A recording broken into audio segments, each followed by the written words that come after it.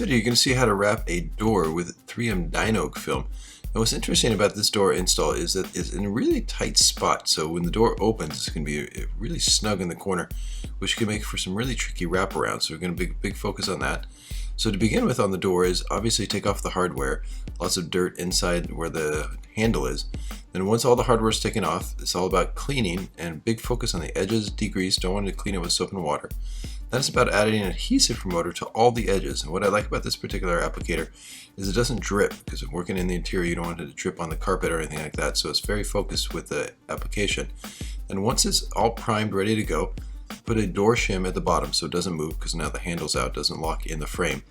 Now, because you can't use magnets, use masking tape to hold it. It's all about setting up the backing paper. Using a backing paper cutter, 4-inch cut on the right and left vertical, then do a zipper cut right in the middle. Then lock it about 4 inches from the top of the cut. Release the little zipper liner right there once you get it focused left and right, top to bottom. Then lock it in with a permanent hinge, squeegee right, left, right. Then pull the piece right in the middle, so you have about a 4-inch piece right at the top. Squeegee nice and even. So basically a standard application for Dyno doors, just nice and even, firm squeegee left to right. It is pressure sensitive, so you need to just push really hard so it sticks. Once at the bottom, you don't want to get any of those fibers jumping up from the carpet onto the adhesive, so always try to keep that liner there. It really protects the adhesive side. With the main piece in the middle applied, it's time to wrap the sides. So here, make a relief cuts at the top so it can swing around. Release the liner. This protects it just a little bit. Always try to leave that liner on as long as possible before you go live with Dyno, because if you pick it back off the surface, it might pull parts of the door off. Now to the corner, really important to round that edge. This particular Dyno film is a metallic base, so it's really stiff. So you really want to make sure that you get that corner nice and snug. Now here, this is the first piece that's going on, so you want to angle the cut 45 degrees into the side that you're applying. This will make almost like a bevel type cut. Very important when you wrap the next piece around the corner. So just always make sure you angle the blade in.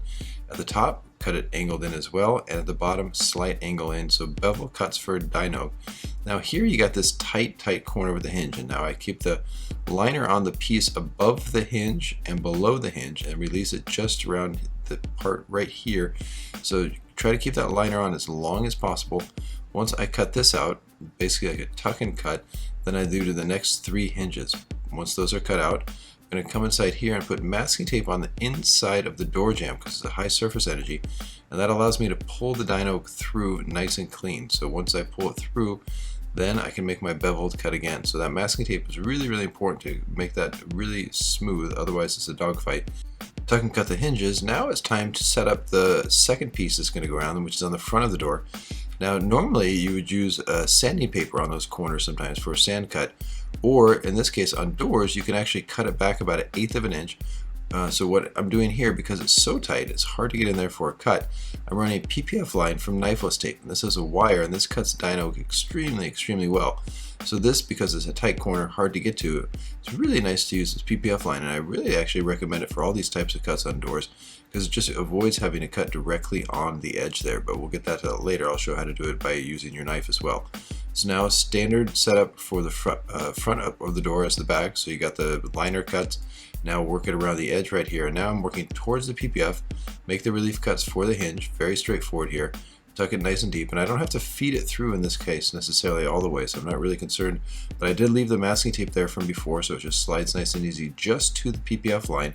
And once I'm to the PPF line, then I can release it from top to bottom, and this cuts super clean, really easy. So you are spending a little money with the PPF line just to set it up, but I think it pays off in terms of workflow and really good consistent straight line, not cutting through the Dyno layers. Really nice and easy. Then I just trim off the hinges, nice and straightforward, bam. Now for the other side, it's different. I don't necessarily have to run PPF lines, so you can cut directly on the Dyno and then not cut through. So to do this, you want to click your blade so it's nice and sharp. And then it's simply just a freehand cut, so just try to keep it as symmetrical as possible, keeping about a 1/8 of an inch distance from the outside corner. So you do want to have a slight come back from the edge. You don't want to cut right to the edge here, not a beveled cut, so you want to bring it back. And this just keeps long-term durability. You will see that kind of overlap edge but it actually is so clean, especially when you cut it with a knife, that you just don't see it, and this makes for really good long-term durability. So you can see here that I work in stages, work up once you're to the bottom because you don't want to peak your blade. Once I cut that out, it's all about sanding the edges with Dino. Just make sure that all the edges are super smooth. You want to create that, and you want to keep the angle of your sander at about a 45-degree angle to continue that beveled cut. Put all the hardware back in, wipe it down. And a quick tip is I wrap that piece at the bottom of the frame with the same material that I wrapped the hallway with, so I have nice continuity there.